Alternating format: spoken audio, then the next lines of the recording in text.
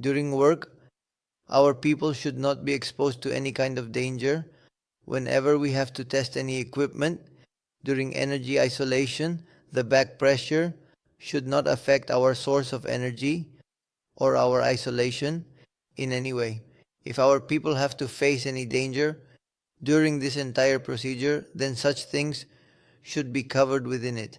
When we have completed all our work and need to hand over the plant after the isolation, we must also consider that no isolation remains blind there, which could be dangerous for our process or work.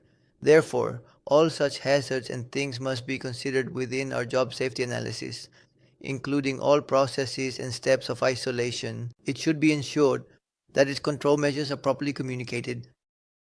For energy isolation, the highest reasonably practicable standard of isolation should be used in all cases.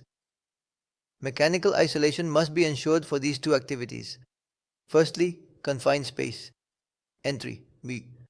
Any work that requires us to enter a confined space must be ensured.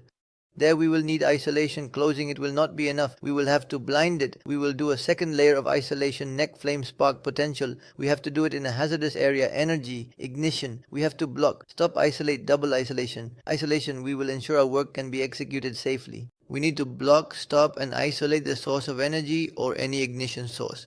We will ensure mechanical isolation, double isolation and positive isolation. Any energy isolation so on must achieve or meet the baseline or minimum isolation standards. The first is positive isolation, also known as mechanical isolation. This involves the removal of the spool and fitting of a blind. You need to place a blind in front of it and apply positive isolation with double protection and fitting of a speed. There, you need to double layer protect it with a speed and speed spectacle blind. You need to perform its positive isolation or double isolation. Next, we have approved isolation, where we have closed any process valve, whether it was electric control or pneumatic control.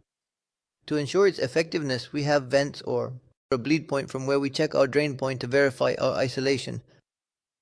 The third type that we will come across is non-proved isolation, a valve isolation that we do not have any provision to ensure its effectiveness.